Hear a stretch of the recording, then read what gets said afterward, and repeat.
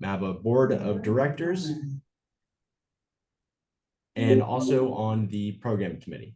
Before we begin today, the formal session, I'm happy to welcome Kelly O'Connell from MABA's PFAS focus group to provide an update about the group and some of the valuable information that we're working on and sharing with MABA members and the biosolids community about this important topic. So, Kelly. Hi there. My name is Kelly O'Connell, and as you said, I'm here on behalf of MABA's PFAS focus group. So I just want to show you some of the great resources we've pulled together. I think you can see my screen okay here. So on MABA's home screen, there's a link to learn more about PFAS.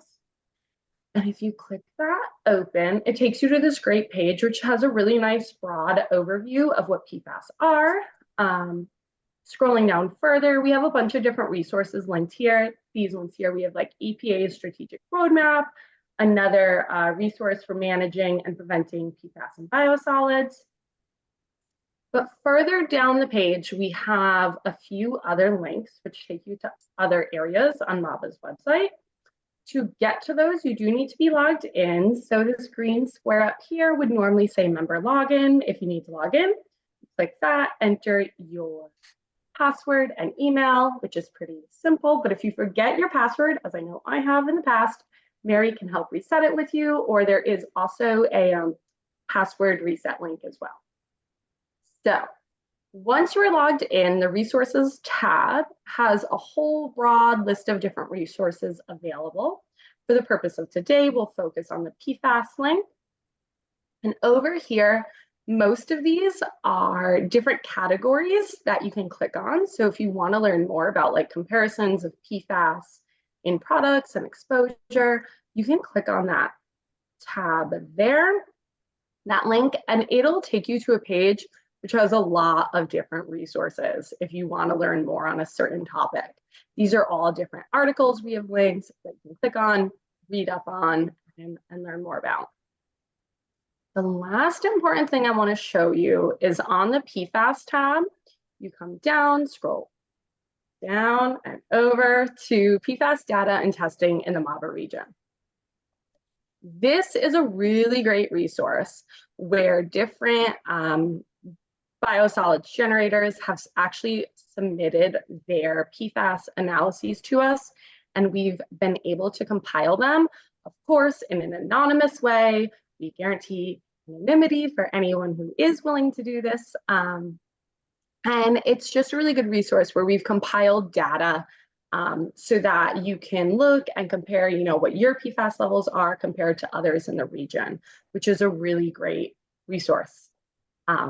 And then for this page to really work and to be accurate, we do need people to submit their data. So if you're willing to do that, we actually already have a pre-written letter right here that you can click on.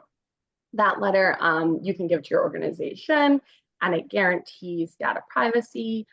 Again, data privacy, ensuring anonymity, like most important things for us here with this. If you are willing to share your PFAS data with us, or if you just have any questions about doing it or anything else I've gone over, you can email Mary Firestone. That is it for me. Thank you. All right. Thank you, Kelly. Appreciate it. And yes, everyone, if you're able to provide data, whether it's your utility, neighboring utilities, whatever the case is, we greatly appreciate that. So we can continue to share that with our community. Sorry. So getting into our presentations today, we have 3 presentations with our webinar. Each of them are going to be about 20 to 25 minutes. And we're going to have questions at the end of all 3 presentations. But I do ask that as presenters are speaking and you have a specific question, please use the Q&A feature at the bottom of your screen. Just specifically note which presentation or speaker it's addressed to, and then provide your question. We'll make sure that we get those answered at the end of today's session. So with that, we'll get to our first set of speakers for our first presentation. Presentation is going to be Keep the Fires Burning, the Importance of Incineration as a Viable Biosolids Disposal Option. And so our first speaker here is going to be Joe Pantalone Joe's a vice president at the Atlantic County Utilities Authority wastewater division, and he oversees the 40 MGD wastewater treatment plant in Atlantic City, New Jersey, a regional collection system which operates by 80 staff members and serves approximately 225,000 residents of Atlantic County. Since joining ACUA in 2013, Joe has concentrated his leadership efforts on the improvement and sustainability of wastewater treatment, collection systems, and its employees. Second speaker here with Joe is going to be Charlie Hurst. Charlie has been the director of engineering at Delcora since 2016. Delcora serves almost 200,000 EDUs in Western Philly suburbs.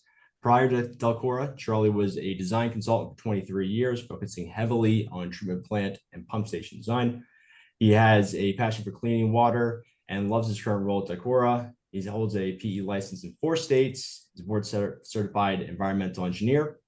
And in his spare time, he loves to find him in the outdoors, as well as backpacking ahead to remote campsites. So please, Joe, Charlie, take it away. Very good. DJ, thank you. You can see the slides, I assume? Yep, you're good to go. Awesome. So I'm excited for this presentation. Thank you for the opportunity.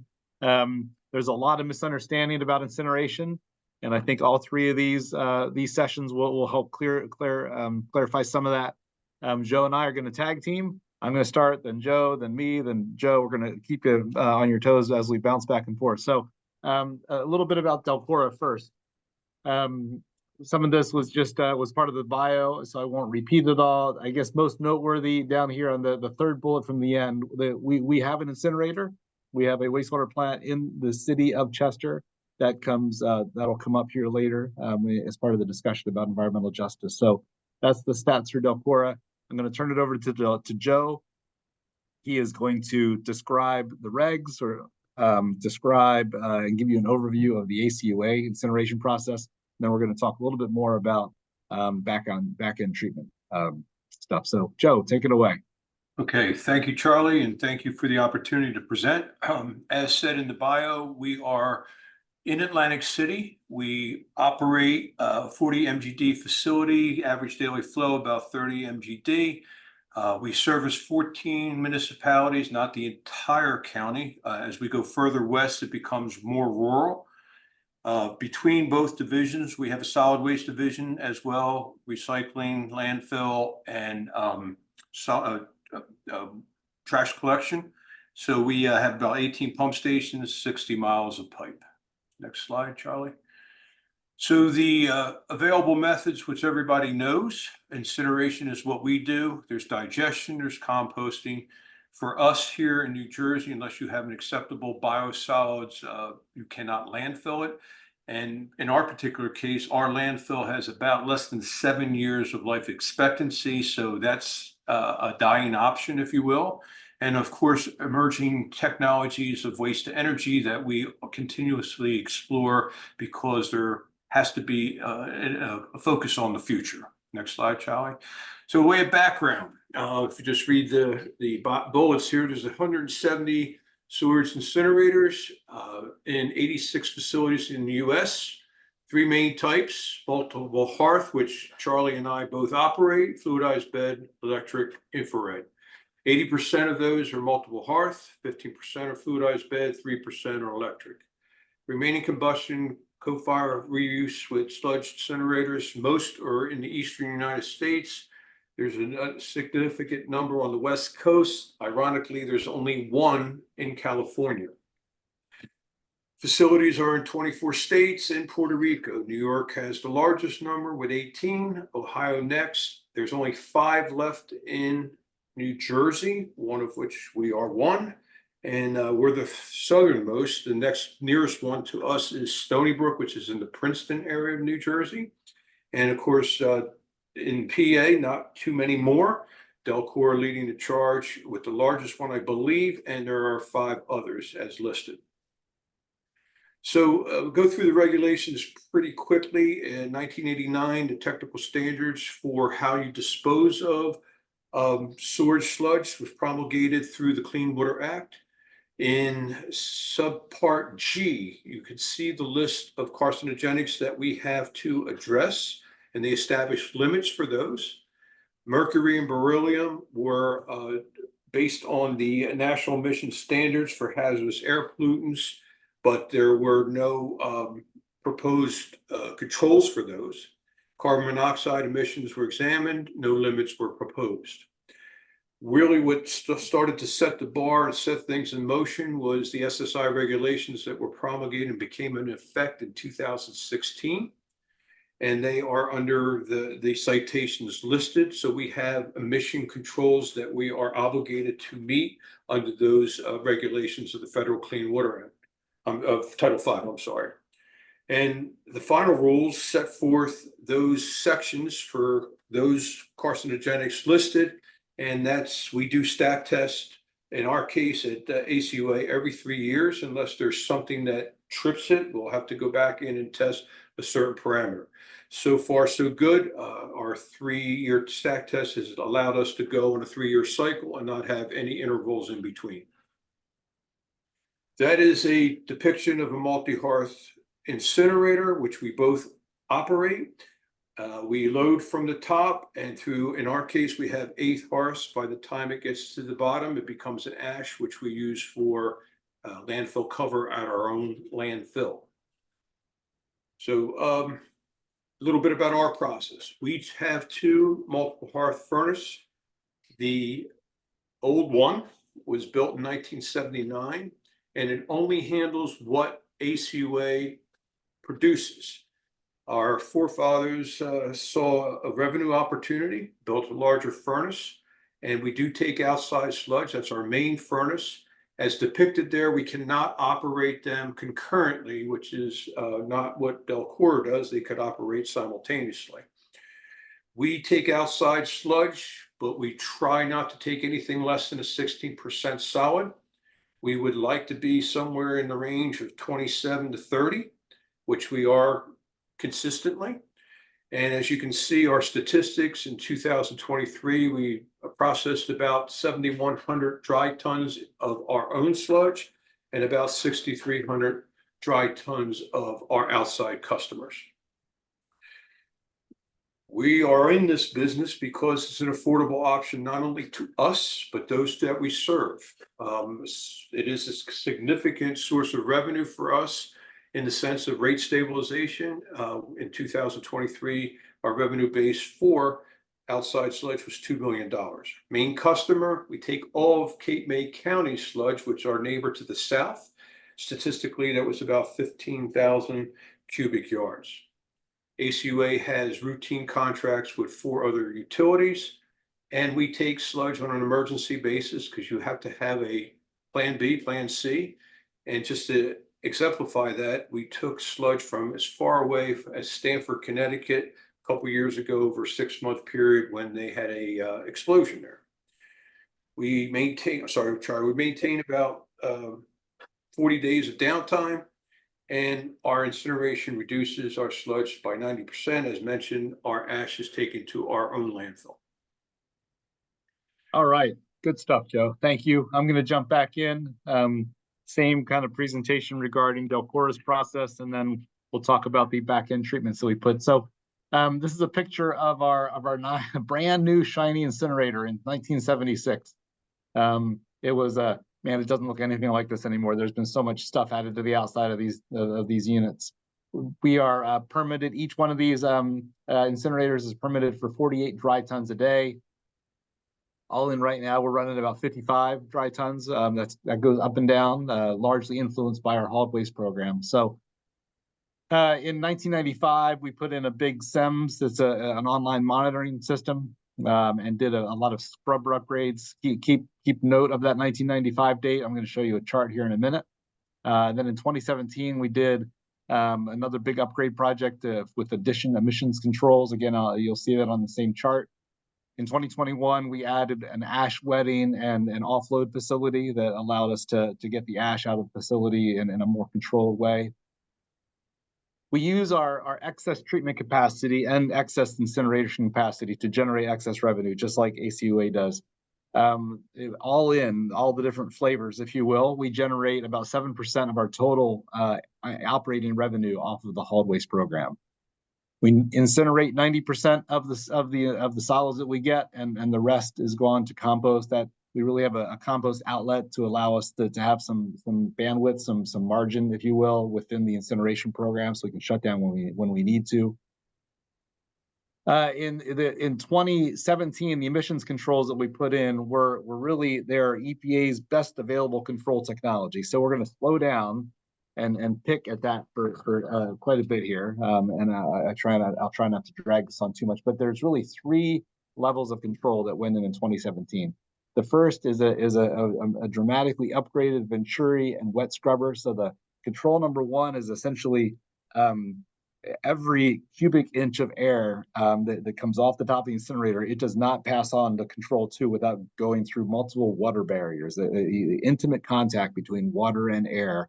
And that allows us to take a huge step forward in terms of removing pollutants out of the air. So there's a Venturi that's on the diagram above. The air is coming down, water's spraying out, and then that happens really 3 more times. The picture on the bottom is a ring jet system where, again, multiple Venturi-shaped devices where the water's spraying down and the air has to come up. After we put it through the wet scrubber, we go on to control number 2, which is the wet electrostatic precipitator. So the image on the bottom is a cylinder as a series of pipes, vertical pipes, and in each one hangs this electrode, and that electrode is charged with high voltage of DC power, and it creates essentially a corona that the air has to go past these charges, and it doesn't get past, doesn't get out of the next, it doesn't go to the next step unless it goes through one of these, and as it goes through them, the particles become charged and they suck to the outside of the walls of the pipes, and then after it operates like that for a while, we turn the charge off and spray it down with water. And so this is a repeated process, again, moving dramatically towards cleaner air. That's important because the third control device we don't want a lot of extra stuff in there because its focus is an afterburner. So the afterburner used to be within our incinerator, and we moved the afterburner to this step. So we heat the air back up to 1500 degrees in this step. And the reason it's a regenerative thermal oxidizer is that the air flows counterclockwise and then it flows clockwise, and then back and forth it goes every couple minutes. And the reason for doing that is you're heating up, when you're burning in one half, you're heating up ceramic media on the other half. And then once that media gets hot, you flip-flop back over. And so the amount of heat that you actually have to input into the process is really small compared to the amount of heat that you have to do if you have the afterburner on the top of a furnace. And so all 3 of these processes together, initially the conception of these was to improve the overall efficiency, reduce the gas usage, largely because of this RTO that we're talking about. And these preliminary steps were really getting the air clean enough to put them into an RTO. So I'll show you energy data here in a minute, but before we do that, let's talk about the actual emissions. So from 1991 through 2021, this is particulate matter that was emitted. So obviously in 1995, you'll see why we made the investment forward in the scrubber that we did in 95. So a dramatic reduction in 1995. Got down to a pretty low amount of emissions on the PM basis, and ran that way until 2017. So 2017 came online the new emission system, and have run an even lower values. Here is some stack test data. We're not obviously going to go through each one of these rows, but the important column is the one that's circled in red. That is a percentage of the limit. And so what's noteworthy is all the very, very, very low numbers. We have, we pay particular attention to anything that's not a 1% of limit. So the HCl and the NOx are really the only 2 that we have dialed in pretty tightly to understand exactly what variables cause those to go up and down. And we continue to operate at values at operational values that we are sure that we are keeping within those limits. And so the rest of these numbers are extremely low. The particulate matter in particular is one that we are really proud of because it's such a big deal from a health point of view. So what does that output? It means that if you look at emissions across the entire industrial highway here in in Chester and the whole way from the Delaware state line up through the airport. There's PM that gets emitted. This is all reported by state reports. The website there on the bottom. Delcora, because of its upgrades that we put in, is just a fraction. That little yellow bar that you see on the top of this bar chart is our contribution to the overall production or the overall output. We're proud of that. The investment that we made was a $17 million project, and it's paying dividends. The energy side of this is interesting. It was definitely like I say, proposed as an energy savings project, and it did save energy. On the left is actual energy usage, that those green and those gray bars going up and down is energy usage, gas usage, and then the blue and the horizontal are the averages across those bars. So that was before the upgrade project. And then on the right, you'll see the same after the upgrade project. So it definitely has improved our gas usage. And I think that this is relatively close to what the estimate was. Not where we necessarily predicted to be, but the biggest variable that you see is times when the incinerators are hot, but they're not producing. So if we're having to keep an incinerator hot in an idle condition, that's largely what's creating these up and down pattern here in the data. And so as a matter of overall energy usage, it's a huge step in the right direction. We are glad that we did the combustion project. However, it is difficult to maintain. The downside of getting that clean is there's a lot of parts and pieces. Lots of those parts and pieces are prone to needing upgrade and continual maintenance and are prone to fail on occasion. The system is particularly sensitive to power supply issues. And at the end of the day, you have to own the fact that we are in Chester City. Chester City is an environmental justice community. There's no question about that. We are directly next door to a large trash to steam incinerator. And we just get painted by the same brush. The criticisms that are thrown at the trash to steam plant, it's easy to port those over to our way. So we've had over time to sit back and reflect and say, what would we do if we weren't going to stay in the incineration business? We've done a detailed study of both anaerobic digesters and pyrolysis. We're right now doing a study to see if we can convert to reuse the ash. Of course, we're tracking the PFAS stuff really closely. Fortunately, today we have Lloyd Winchell with us to present the paper that he wrote and recently published. So I'm not going to dive into that at all, but there's more to come on that. So back to Joe for the triple bottom line evaluation you guys did. Yeah, thank you, Charlie. Obviously, we're proponents of incineration. We think it is a very wise choice given the alternatives. So from the social part of it, we, particularly in Atlantic City, even though we're in the heart of the city, we're kind of an island on an island, so we're remote. We have less truck traffic overall, even though we have deliveries to us. We're not hauling out of our confined area. Our odor emissions are not out of kilter. Our noise levels are undetectable because of the other sounds that are on our facility. Our emissions and flue gas are regulated by EPA, and we have an almost perfect compliance record to support what Charlie is doing in PA. Diverting our residuals from landfills. In our case, as I said, there is no real option for us to landfill in the state of New Jersey. So, and that's not necessarily because it's an environmental harm. It's just landfills are at a premium because they're running out of space. And there has to be at some point in time an alternative that everybody keeps investigating, but there's no magic bullet at this point in time. The high level emissions in the incineration are offset by the carbon footprint that we talked about earlier. Next slide. So what's advantage to us is financial. It costs us about $50 per wet ton. That includes our off-site customers. They're low compared to the other technologies. We are investing in our capital improvements. We train our operators. The cost of fuel is always a concern. but we also serve as a regional facility. Like I said, most of the entities in the south here depend upon us because there's no other viable alternative.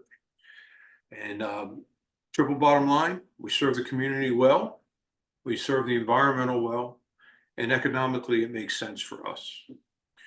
So what are our challenges? We have been under consent decree with Region 2 of EPA, and I've been negotiating with them since 2016. They started out by wanting us to capture fugitive ash, which I would love to have done that project, but it wasn't the priority. $3 million project to make sure that the ash is captured in a dumpster before it leaves the premises. Not a bad idea, but not the hottest fire that I had, no pun intended. So then they switched gears, if you will, to pH adjustment. We had to spend money to adjust our pH because the stack test had a reading that we weren't meeting, and it's now an additive, but we've had deviations before we were able to tweak that to a compliance level.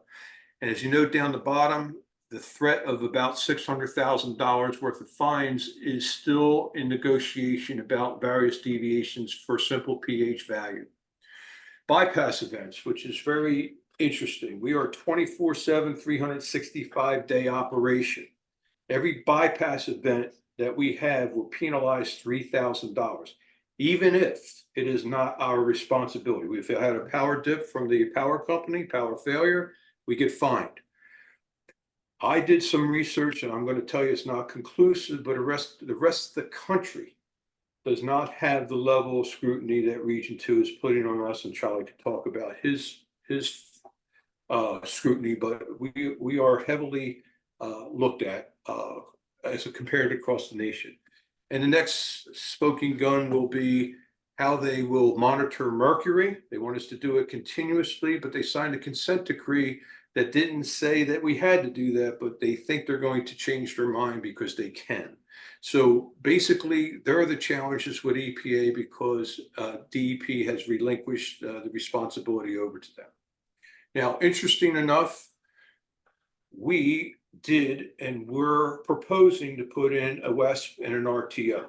We did a couple site visits, and the analysis on what the primary feature was gas savings. We spend over $1 million in natural gas, and the maintenance derivative of that did not make sense for us to go in that direction for about a $15 million project. So we are not doing that. However, what is important in cleaning up our emissions better than what they are now, and we are in compliance, is we're going to put in brand new scrubber systems, brand new ID fans, and we have to go to a stack height because of a dispersion model in our surrounding area. Plus, our continuing monitoring system is aged, so we'll be upgrading that. Finally, we look to whatever's out there. We are always shaking the trees. ACUA is kind of known for its innovation. If you've come to Atlantic City, we are the only wind farm in New Jersey. We don't own it, but we are always looking for a partner for these types of endeavors, and we continue to do that. And of course, as Charlie mentioned earlier, incineration is proposed as a possible destruction method for PFAS. That remains to be seen. At what temperatures? Is it detrimental? Is it helpful?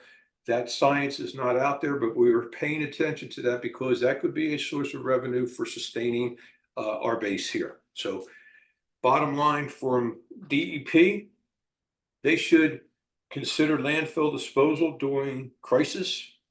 The SSI regulations are very restrictive, particularly in Region 2, and DEP should assist us because we are a mechanism to get rid of biosolids when the alternatives are not as prominent.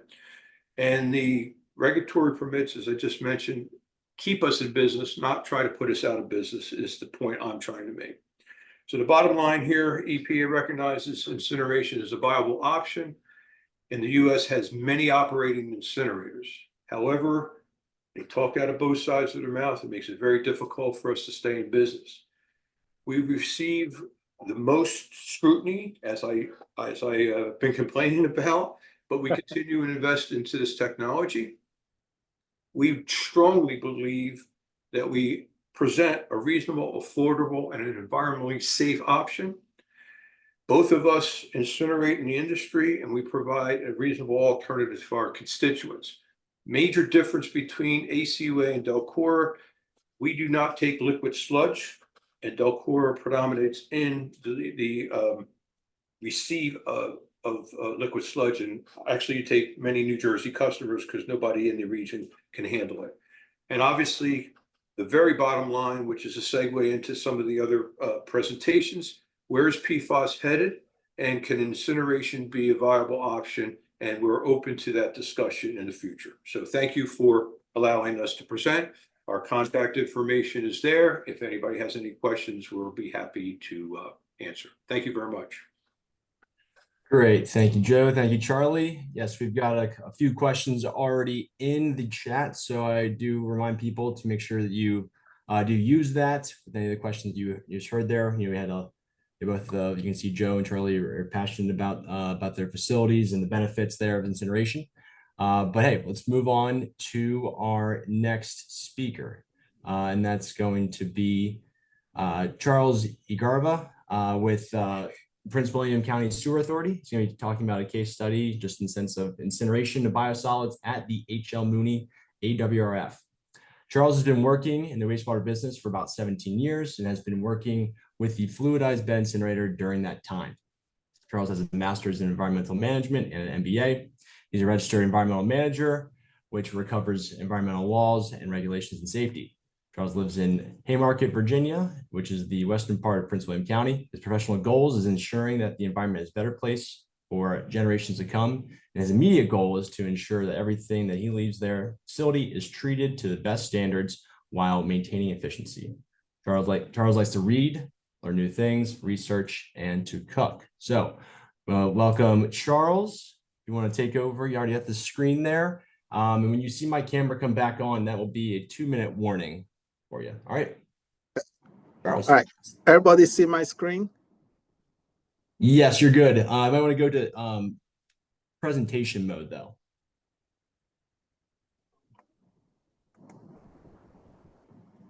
Okay, let me see. Should be in the bottom right, next to the Zoom. There's the feature there to, looks like a little screen. Let me see.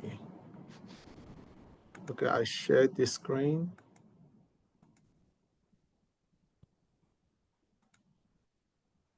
No, if you can't get full screen, it's fine. We can still see it. So I think most people will be able to view it. Okay, view. The speaker view. It's on speaker view. Can you still see my screen? Yep. Yeah, we can see it. It's just in the PowerPoint kind of like user mode, but I think you're good to go. You can go ahead and begin. Okay. Let me see if I can make it better. Oh, sorry. I'm not used to Zoom. It's quite all right. Is it better now? Nope, we still see the same view. Oh. All right. Yeah, Charles, you can go ahead. I think most people are able to see it, and even though it's not full screen, it's still pretty close. So. Okay. Sorry for that. I'm so sorry. Not a problem. Zoom. We use Teams all the time, so you know. All right. I want to thank the Mid-Atlantic Biosolids Association for giving me the opportunity to share Prince William County Service Authority biosolids management, and I was impressed about Joe and Charlie. You guys gave an impressive presentation, and a little bit about ourselves. We were created by resolution from the County Board of Supervisors in 1983. And we are a chartered we are chartered by the Virginia State Corporation Commission as an independent public body. And we provide water and wastewater treatment to about 350,000 customers. The service authority is located in Woodbridge, Virginia. That's about 40 minutes to the nation's capital, Washington, D.C. And we are governed by a board of directors, and the board of directors appoint a chief executive officer to run the day-to-day affairs. And our CEO is Calvin Farr, and my director is Glenn Pearson, and my immediate boss, the plant superintendent, is Rachel Carlson. So going over the sewage sludge incineration at the plant, we initially had the multiple heart incinerator. So does that work now? Nope, it has not moved. You gotta click the down button to the next button. There you go. You're good now. All right. So our design flow at the plant is 24 MGD, and we have the liquid process on a daily basis go to like 16 MGD on the average, and we could get up to 40 million, at times, even though we are not a combined sewer system, but we do have I&I issues every now and then. And we have teams that go out to make sure that, any ways we get intrusion into the lines get taken care of. And that has been like consistent for the past 3 years. All right, for our biosolids management, we have the raw primary sludge and the waste activated sludge. So we send that to the thickener. So we, at the primary, we're taking it to like 1% solids. It goes to the thickener where we're taking it to like 4 to 5%. And from there, we send it to the centrifuge, which processes at 70 wet tons per day at 27.5% total solids. So we currently have just one incinerator that operates, that's a fluidized bed incinerator, and it operates on a 50-hour online and 20 hours offline. And I will talk more about that, how we got there, because we had to play around some games. But the staffing that we need is 2 staff. One is on the FBI permanently, and then the other one runs the centrifuge. So prior to this, we had the multiple heart that was installed in the 70s, and we ran into, like an upgrade, and then we had the fluidized bed incinerator in 1996. And after the FBI came online, we decided to shut down the multiple hearts and keep it as a backup. But over the course of time, the multiple hearts, when we tried to run it, we couldn't get the cyanide to acclimatize to our aeration basin because it was killing the microbiology in the secondary treatment train. So we kind of retired the multiple hearts, and now we're stuck with just the FBI. And that in itself poses a lot of challenges. All right, to the next slide, I'll talk a little bit about the incineration system. And if you look up here,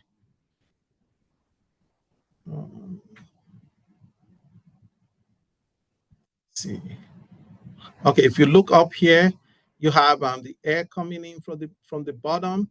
It goes through to the primary heat exchanger. From there, it goes up to the top, and then it goes to the wind box, and it makes its way all the way to the top and continuously go. And then it goes to the Venturi scrubber. And from there, it goes to the tray cooler. And from there, it goes to the WESP, which is the wet electrostatic precipitator. From there, it goes all the way to the SPC. And then from the SPC, it goes to the stack. We'll talk more about this. This is just like a quick shot of what the incinerator system looks like. The WESP and the SPC were additions because we had Title V hovering over our head, and we had to do that upgrade. And it cost us about 16 billion to do that upgrade. All right, so we talk about the startup and sludge feed and shutdown. So just a quick snapshot of what the basic thing the incinerator does. Let me see if I can find my pen.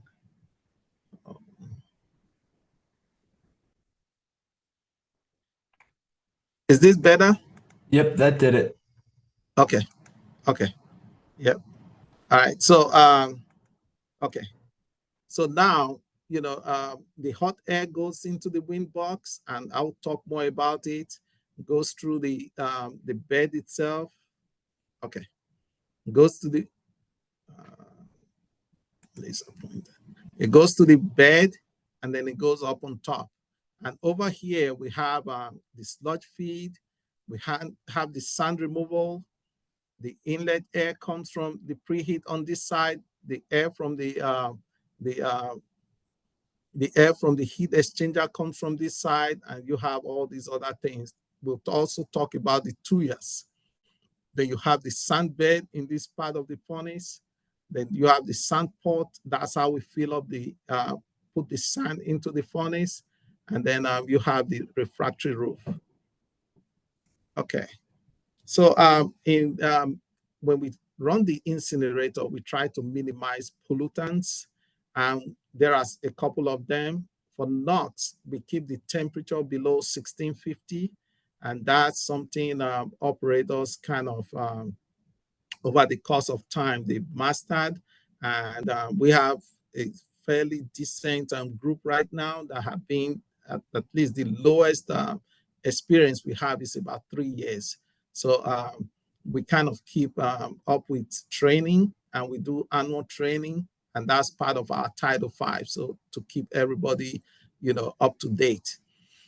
So for the SO2, we minimize it by increasing the pH, and I'll talk more about that later on. And then the pH of the caustic recycled stream, we could also increase the flow to the scrubber or the tray cooler. So dioxin and furans, we control that with we keep the oxygen in a sweet spot between 3 and 7, and that helps take care of that problem. For carbon monoxide, things that could cause us to have carbon monoxide, most of the time, our heat exchanger has been good, because whenever we notice a problem, and we have pressure gauges that tell us or are indicators that there's a problem, we go ahead and just switch them out during our annual shutdown. So we switch them out, put a new one in, send it out for to be rebuilt. Or in some cases, we purchased a brand new one. So there could be short circuiting. There could be also poor fluidization. And that could be a couple of things from low airflow, and then the sand if it's not uniform. And that's something we also watch out for, and with experience, we know when these issues pop up, and we kind of address it before it becomes too late. So then you also have poor temperature distribution, clinkers. We had these one time. We tried glycerin to instead of methanol, and that didn't help, and it fused our bed. So that was a lesson. We learned the lesson the hard way. Okay, so there could be also, sometimes when we overfeed, and we have temperature indicators that tell us if we're overfeeding, i.e. the bed temperature goes so low, and then the freeboard temperature is so high. So another thing that could cause it is if we have too much sludge feed. So operators know that whenever they are running the incinerator, they know when to cut back on the feed just to minimize that.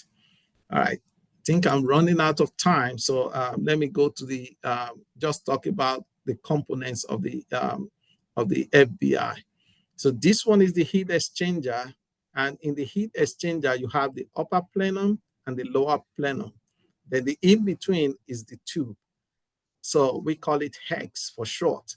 And what this does, we blow cold air from the bottom, and the cold air goes, it travels through it, and it comes out from here. Meanwhile, the hot air from the furnace, which is like 1600, travels down and goes out to the Venturi scrubber system. So as this air travels up and this one travels down, they exchange heat. So this air could start up at 70 degrees. It could be like 11 to 1200 by the time it gets to this point. So this air is also cooled from 1600 to like 15 something. It's not that much, but by the time it gets to the Venturi and all that, it will cool down.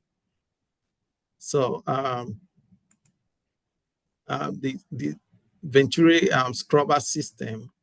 So when the air comes from the top, it goes through this quencher, and what happens is the temperature drops significantly to like 200 from about 1,000 or 1,400 in some cases. Then it goes through, there's a disc. This one is actually a disc, and the disc is regulated by a pressure, which is part of our regulation. We have to keep about 30 psi. And then when the pressure comes into play, the acid gas is forced to become liquid. And that's what is explained here. By increasing the velocity, you try to make the gas turn to liquid. So as it turns to liquid, it comes to the bottom. From here, it flows to this to the tray cooler, the bottom of the tray cooler, and underneath here, there's a pipe that takes it to the ash pump, and that pumps it all the way to the watering basin. Then the air continues to travel up, and when it travels up, it goes from there to the ID fan. So what the ID fan does is essentially create like a negative draft.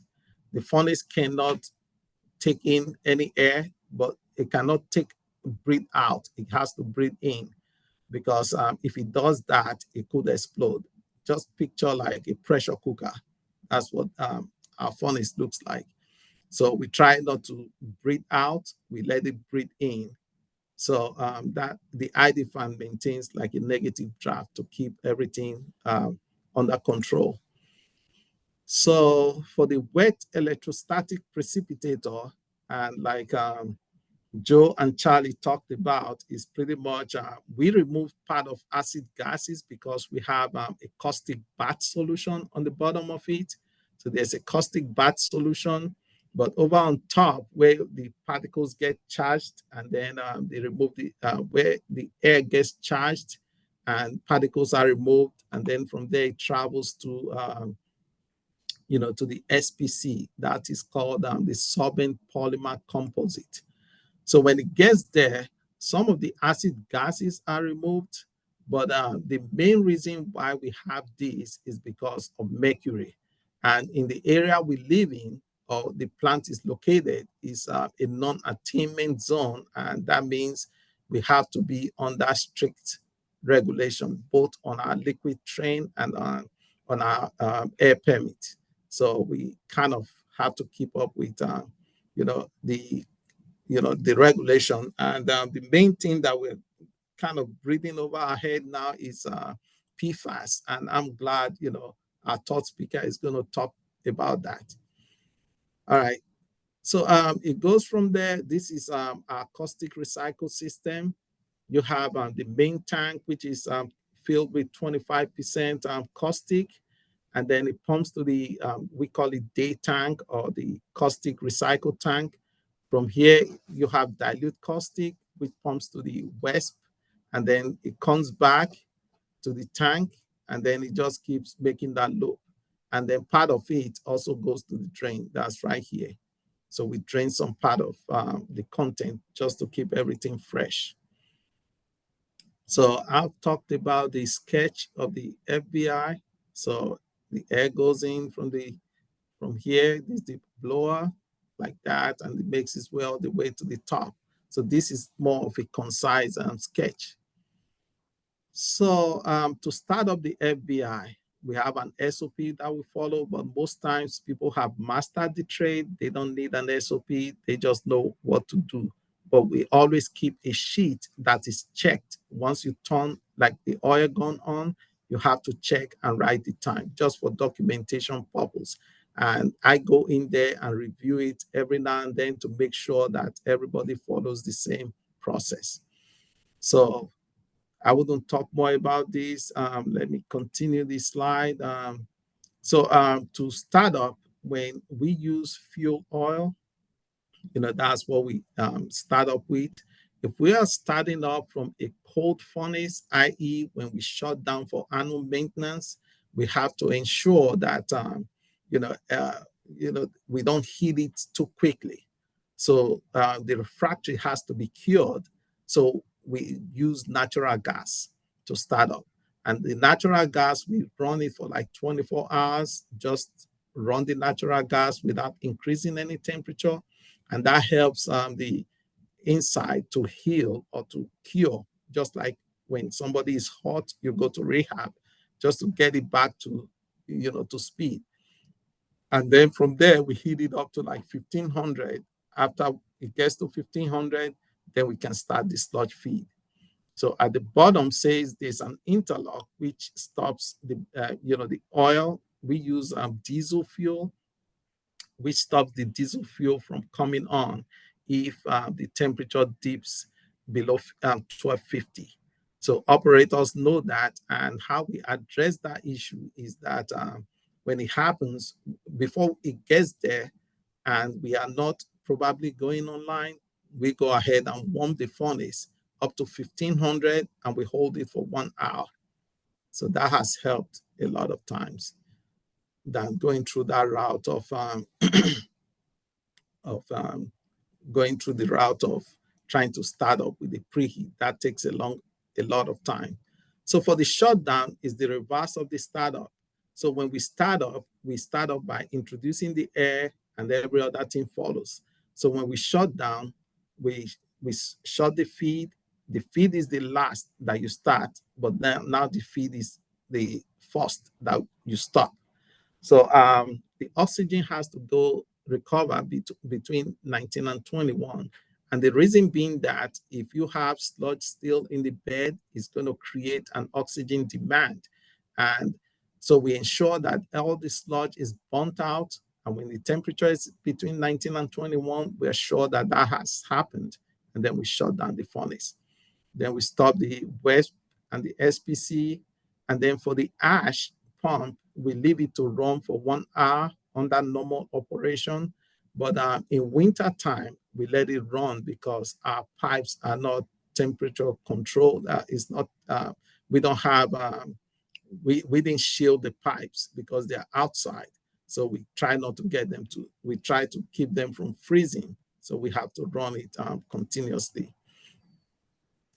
So, I didn't talk about the emergency button. So that hasn't happened since I've been here for 17 years. So, but it's something that is an option we have, that we can, if something is going on and you don't like it, just push the emergency button. All right, Charles, we do need to wrap up in a few minutes here, if you could. Okay. All right. Yeah, these are the parameters we keep in mind. We keep the air going, the sludge feed, and the oxygen between 3 and 7. So these temperatures are part of our regulation. We keep 407 less than 1650, and that helps us stay in parameter. So I would, so every year somewhere around spring and summer, we do shut the furnace. And these are the things we look out for to we cool down, check the 2 years. And 2 years are pretty much like a cap that goes on the bottom, on the top of the wind box or the bottom of the bed. And what that does is air can flow one way, but not the other way. So when air pushes, the cap opens and sand cannot go down. So when we start seeing sand in the wind box, that means there's a problem. And then we try to address it. So over here is talking about maintenance. Let me just keep going. So these are things we try to incorporate into our process and how we prevent malfunctions. We limit the thermal cycles. And how we did that, just like I said before, that we run the furnace like 50 hours and then we shut down. Prior to that, we were doing like every day and a half, like 30 hours, and then we shut down for a certain period and start back up. But since we went through this process, we've been getting good results. Another thing we do is to keep the sludge a little bit consistent as much as we can. And we keep the temperature under check and then the pressure greater than 30 inches. And something else we also do is we started monitoring for, doing a temperature profile such that every week we go around, take the temperature of the shell just to make sure there are the refractory is not compromised. And that has proven to be helpful too. So our ash is a source of, like it was talked about, is inert, but it's also a source of phosphorus. And it's been explored to become like, you can use it for your plants at home or your grass and stuff like that. So I wouldn't have time to go through these. So that's about it in my presentation. I want to thank you all for listening. I hope you have a good day. And if you have questions, feel free to put them up. Thank you. Yes, thank you, Charles. Appreciate it. You certainly know that fluidized bed incinerator very, very well. So we appreciate your insights. Now we're going to be changing gears here to more from the practical sense to more of the scientific aspect here with Lloyd. Lloyd Winchell, one of my colleagues here at Brown and Caldwell. He's going to be talking about the results of fate of PFAS through sludge incinerators, which is a Water Research Foundation project. Since graduating in 2005 from the University of Montana, Lloyd has spent 18 years with Brown and Caldwell as an environmental engineer. Lloyd's work has focused solely on wastewater treatment projects involved both industrial and municipal clients. It especially includes wastewater liquids, solids processing engineering. Recent efforts have been focused on high temperature processes, treating solids, including PFAS fate, incineration optimization, energy recovery, and emissions compliance. Welcome, Lloyd. Thanks, DJ. Assume you can hear me, see my screen? Yep. You're good. Okay. And I would have loved to have gone to Montana, but I went to Minnesota. So that's a bit of trivia. My bad. Correction. You owe me one. So I see a lot of familiar names in the attendee list. Apologize, these are the same slides you may have seen in the past few months if you've seen me present recently. And I'll warn everybody, if you see me at a conference in the next coming months, it's probably going to be this set of slides too. Maybe we'll be able to add some things in soon, but just be warned. So I'm going to present the results, at least some of the results we've collected for the Water Research Foundation project 5111. We looked at the fate of PFAS through what I like to emphasize are existing sewage sludge incinerators, and we'll get into that. So I just like to tell everybody at the beginning of these presentations that PFAS started for me back in about late 2019. We're getting a lot of questions from our clients out on the East Coast, which would include this region, about what can be done with PFAS. And there was some, what I would consider some misinformation going around about whether or not our incinerators can destroy PFAS, largely because there wasn't any data yet. So we underwent a pretty detailed scientific approach in that we produced a literature review and published that and some supporting papers to that, and then got some funding from WRF and support from some utilities, and some folks in that group are on this call. So thank you for that support. But that's culminated now with this Water Research Foundation study that I'm going to talk about.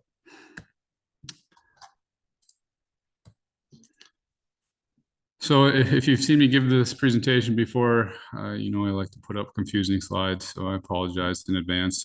There's this one and then several more, but this is my way of saying that PFAS can be found, detected in any of the streams that interconnect the water system that we work in and elsewhere, including the gas phase, liquid phase, and solid phase arrows indicated here in the graphic. And I should mention before I get going, I assume we all know what PFAS is, but if you just want if you would appreciate just a quick update on what it includes is it's a class of chemicals with fluorine attached to a carbon backbone. And depending on who you ask, there's thousands and thousands of these chemicals or possible compounds within this class of chemicals. So there's plenty of literature out there now that documents that PFAS is moving basically throughout the entire environment, including in our industrial systems. And the gist of this graph is to suggest that right now, if you wanted to go out and buy something that had somewhat of a track record to stop the cycling, it would be thermal treatment. So when we did the literature review, we took a look at what was currently published regarding the guidelines for PFAS thermal destruction. Generally captured that information there in the table to the right. Several of these graphics, including the previous one, you'll see a citation underneath with a link. Any of these papers or publications are free to download if you want to go and get some more detailed information or directly from the source. But this is these are the conditions that are largely considered in the literature for PFAS destruction. You'll notice the temperatures are 1,000 degrees C, which our sewage sludge incinerators typically don't achieve. And folks were inferring that because they weren't achieving the 1,000 degrees C that they weren't destroying PFAS. So given my background with combustion technologies, I've taken exception to that. It's not just temperature, it's also how long is it cooking at that temperature, i.e. residence time, and how turbulent or violent that environment is, that will increase or decrease the efficiency of destruction. And that pertains to PFAS along with everything else as well. So for a sewage sludge incinerator, while they don't achieve that 1,000 degrees C, they potentially have some advantages when it comes to residence time and turbulence as well, compared to what these guidelines are based on or geared towards, typically hazardous waste and or based on, lab scale studies. I know oxidation conditions in there as well. I think oxygen in the reaction will promote higher destruction efficiency than if it's not present, but that's just something that needs to be teased out, along with all the other aspects of what the fate of PFAS is through these facilities. So I mentioned earlier, we put together a proposal to WRF. They awarded us with some funding to take some samples and evaluate the fate of PFAS through the technologies we currently use here in the United States. And again, I just want to emphasize this is for existing incinerators. These incinerators weren't necessarily designed and aren't necessarily designed or operated to destroy PFAS. If you had a number or set of conditions to achieve that would quote unquote meet somebody's regulatory requirement. I will say, if you asked me to design you a incinerator today that could meet certain conditions, and again, everybody likes to get hung up on the 1,000 degrees C, we could do it. But again, we want to see what the, as Joe pointed out, the 186 existing facilities or units currently doing. So Unfortunately, PFAS testing is extremely expensive, and we were only able to sample one of each of the major technologies, one fluidized bed or FBF, and one multiple hearth furnace. We sampled the major inputs and outputs of each of those processes, and that's captured there in the diagram to the right. I will note that the incinerators we sampled, I would consider to be more of the basic trains. That is, they had the furnace. In the case of the fluidized bed, a heat exchanger followed by a wet scrubber. The fluidized bed did have an SBC module on it as well. But the multiple hearth just had the wet scrubber after that, and then through to the stack. So we've completed the sampling and analysis of most of the results. We're currently drafting the report to get ahead of waiting, or to get in front of the main report from WRF. We were able to publish some of the data in that article. I've cited there in the bottom left-hand side of the screen in Water Environment Research. That again is free to download and use as you like. The WRF report, which will contain that data as well as some additional data that we're hopefully wrapping up here soon, is due to be out probably in the fall. I listed spring and summer there, but apparently that was too optimistic. So it'll be out by this fall. So when you try to analyze PFAS, everybody would like to understand what the DRE or destruction removal efficiency is across a process. And with the current state of the analytical technology, that's not possible. So I like to say we attempted a quasi mass balance. I'll go into these analysis we did, but short description is we threw the kitchen sink at it to try and best characterize as we could PFAS through these processes. So we put together a paper on this too, and that citation is in the bottom left hand if you're interested in the analytical side of PFAS. But the one most folks are familiar with is the targeted analysis. That's where you send a sample to the lab and they give you a number back for about 40-ish PFAS compounds. So we did that on all those inputs and output streams. Plus we're doing non-targeted analysis. That's the analytical method that's lagging a little bit, and we're still waiting for the results to finalize on that. That's where you can look at anything outside of those 40 compounds. So if you recall in the beginning of the presentation, I noted that PFAS can constitute thousands of chemicals, potentially 12,000, I think is what the EPA CompTox site has. In non-targeted analysis is a way to identify those. You can't quantify them, but you can see if they're present. Total organic fluorine, that's a screening method just to try and track the organic fluorine. It wouldn't be dedicated PFAS. It would also include fluorinated pharmaceuticals or pesticides as well, but it gives you a sense on whether or not the organic fluorine is making it through a process. And then we're thinking that these compounds would be breaking down through the process, potentially not completely destroyed into their smaller variants that then become volatile and aren't captured by the other sampling methods that we did employ. So we tried to target a few of the logical compounds with FTIR, and that's where you have a probe in the stack and you can read the data live in real time. All right, so this is a big table. I'll walk through the highlights. I just like to present this as is. So folks, if they want to come back, I know this webinar is being recorded, so you can come back and take a look at the full table if you like. But what I tried to do here is instead of throwing up just a bunch of random numbers at folks, is put it into some perspective I thought would be easily understood. So just an introduction to the table.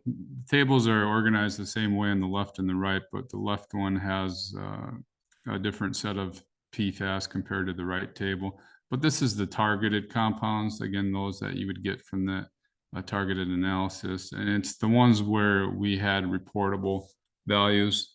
That is, we have confidence that these values were real. And I'm comparing the 3 emissions points from a wastewater treatment plant here. Based on the samples we collected, I'm able to characterize what's going out the effluent, what's in the DSS or dewatered sewage sludge, and then what was going out the stack from the incineration process. And I'll also note that all these are normalized. They're normalized from the effluent standpoint on 1 MGD. For dewatered sewage sludge, it's 1 dry ton per day. If I didn't know anything about your plan, I would assume for every MGD, you're going to produce about 1 dry ton per day of sludge.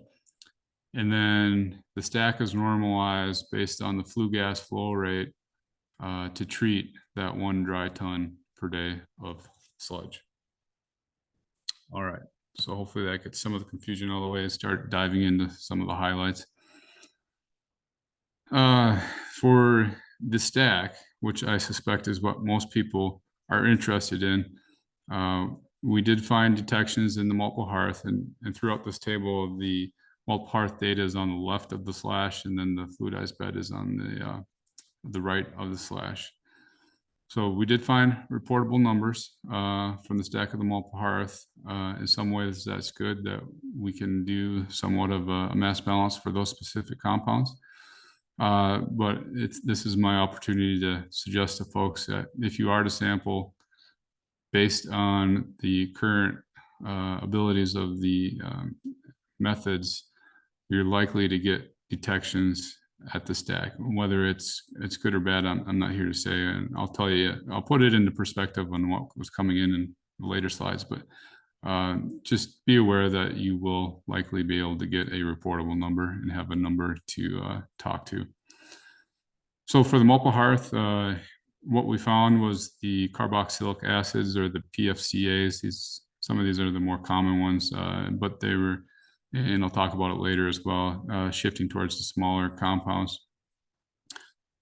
On the right side of the slashes, the E's, superscript E's, indicate that for the fluidized bed, those compounds had contamination, so we don't have reportable numbers there.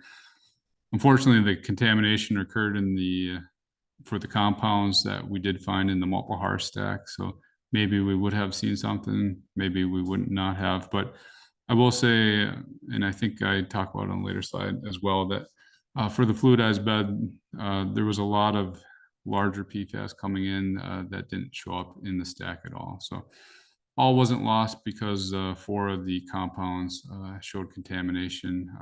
There was several others that showed none. Right, another major trend we saw, or a major point I want to make, that as you move across the streams, the emission streams from the treatment plant, going from the effluent to the sludge to the stack, for these 3 compounds where we had reportable numbers for each of those 3 streams at the multiple hearth, you can see that the emission rate declines by roughly an order of magnitude as you go from the effluent to the sludge to the stack. It's my way of pointing out that if we were to treat for PFAS in addition to what these folks are already doing, the effluent might be a more economic standpoint, at least have an opportunity to collect more PFAS compared to the other streams. Yeah, for the multiple hearth again, because it had reportable numbers in the stack. Those that we saw were the smaller compounds compared to those found in the sewage sludge. Those are listed in the DSS column. General rule of thumb with PFAS is the smaller you make it, the less toxic it is. So even though maybe we're not achieving 100% destruction, which isn't possible in any chemical reaction, but we'll say a high degree of destruction, at least these furnaces are chopping them up and making them smaller. So this slide is just comparing the multiple hearth again, because it had reportable numbers in the stack and lots of data here you can circle back on if you want, but comparing this to various air guidelines for 4 different states I was able to find. And the short message here is the multiple hearth stack emissions would be in compliance with all of these state air guidance regulations. So this wouldn't even take into account dilution that would happen. So right out of the stack from a PFAS perspective, the multiple hearth flue gas would meet state air guidance. The other major output from these processes is the ash. We didn't consistently find any detectable amounts in or reportable amounts in the ash we collected from the multiple hearth and the fluidized bed. There was one intermittent detection for each, but nothing consistent. I will note that when you analyze a solid matrix versus a liquid matrix, the reporting limit goes up by about an order of magnitude or more. So perhaps if the reporting limit for solid matrices drops in the future, you may find some detections in the ash as well. And we did collect a single ash sample from another facility and did find some PFAS in there, but I'll just caution you that was a one-off, and it was early in the project. So the analytical science has evolved a little bit since that sample was taken, but just another way of saying there may be a number, but it's going to be much lower than what went into the furnace. So wrapping up the project highlights for the WRF study. Again, if you do sample the stack, you may expect to find a reportable value coming out, but likely compared to the sludge, it's going to be a much shorter alkyl chain. That's going to be a much smaller compound, I should say. And it's going to be in a much reduced amount. Again, folks like to get a single DRE number, that's the percent removal or what have you across the system. With many caveats, it's very complicated and difficult with PFAS across these semi-complicated processes. But what I will offer on a molar basis, what came in with the sludge on the multiple hearth, only 5% came out in the stack. So there was a couple other things I wanted to note on the scrubber, but I'm running out of time. The one thing I will leave you with that isn't in the notes here that you can circle back on is we did see a pretty significant bump in the fluoride concentration caught by the scrubber. So presumably the furnace was knocking off fluorines, and then it was getting that fluorine was getting caught in the scrubber. So we know degradation is occurring. We can't say definitively whether or not the PFAS compounds were fully destroyed to CO2, HF, and water, but we do know that they are being degraded. And that FTIR analysis we did, that analysis targets small fluorinated compounds, and those aren't toxic to us, but they're greenhouse gases. So that last bullet there, I just put what we measured for those small compounds into a greenhouse gas perspective. And just a rough rule of thumb is what we measured would represent anywhere from 0.5 to 4.5% of a typical greenhouse gas footprint for a treatment plant of the size that we sampled. So again, the second time you've seen this title for the paper. There's a lot more details and lengthy discussion in there if you're looking for more information. Otherwise, feel free to reach out to me, and I'll hand it back over to DJ. All right, thank you, Lloyd. Appreciate that. Yeah, so moving on to Q&A here. Some of our presenters have already gone in and responded to a bunch of these, but I do believe that having kind of more of a discussion around these is always helpful for folks that have not reviewed. So I'm just going to go ahead and get into some of those questions. And then, between turning it over to Charlie, Joe, Charles, Lloyd, I'll direct it at you guys just so you can elaborate on some of the responses that are already provided there. So this first one goes to Joe. One says thank you. speakers and asks ACUA and Delcor speakers for requirements that their ash must meet to be used as landfill cover. So yes, any sort of requirements there. And so Joe, you responded with no testing required yet on ash as we dispose of the landfill cover. So you're saying that there's nothing, no testing requirements that is needed on that end, since it's just the cover itself? That is correct. There's no requirement thus far. Gotcha. Are they talking about possibly adding requirements in the future? They haven't really gone that path, or as I mentioned earlier, they're focused on other things. So ash is pretty much a docile issue to them at this point, not focused yet. What they did focus on was the fugitive nature of it, which I alluded to earlier, which cost us $3 million to try to curtail that before it leaves the building.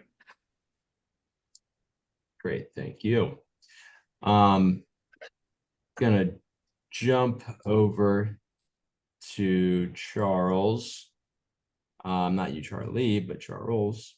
What was the maximum sludge feed rate that the FBI can operate safely with? How much natural gas does that use roughly? When we start from a cold start, we don't need, we use the natural gas to heat it up. But when the furnace is running, actually we start with the natural gas, and after 1,000 degrees, we kind of phase the natural gas off, and then we use diesel fuel after like 1250 to heat it up to 1500. And by the time it gets to 1500 from a cold start, we shut the natural gas off permanently till the next cold warm up. So the fuel goes in, we warm the furnace to 1500, and then we start the sludge feed. So when we start the sludge feed, we shut off the fuel oil, which is the ultra low sulfur diesel fuel. We shut that off, and the sludge burns on its own. So when we keep all the temperature, air, and everything in between, if we keep them in line, there is no need to feed any additional fuel. The sludge becomes the fuel. And then like right now, we operate like between 1 to 1.1 dry ton per day, or per hour, per hour. Great, thank you. So yeah, that's the first one. Yeah, they're 1.1 dry ton to 1.1 dry ton per hour for the feed rate.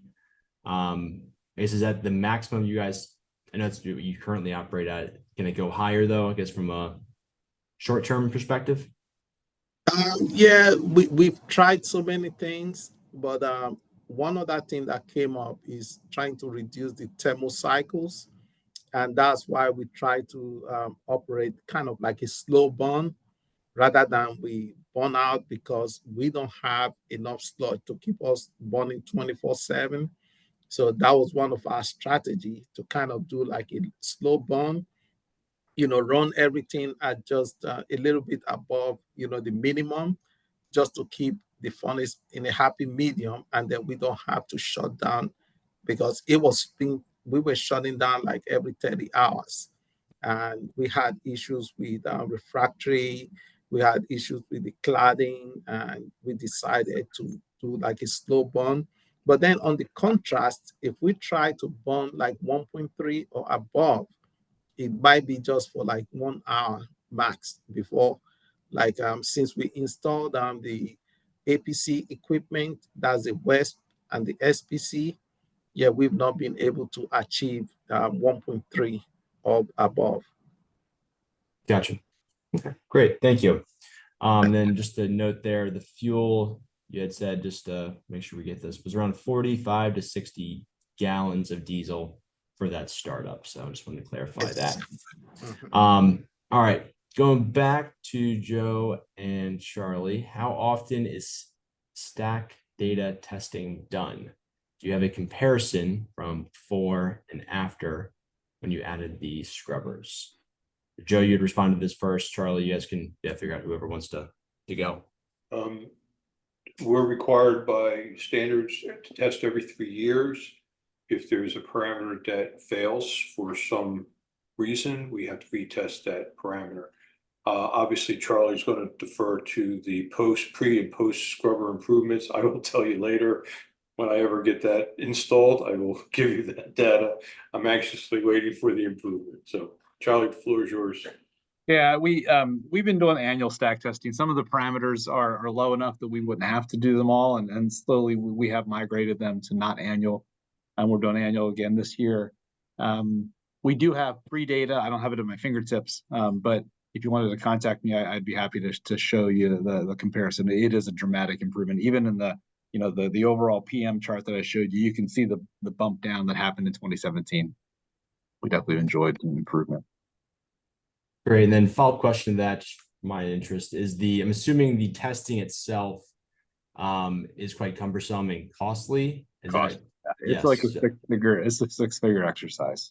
And between like there's an engineer that oversees it.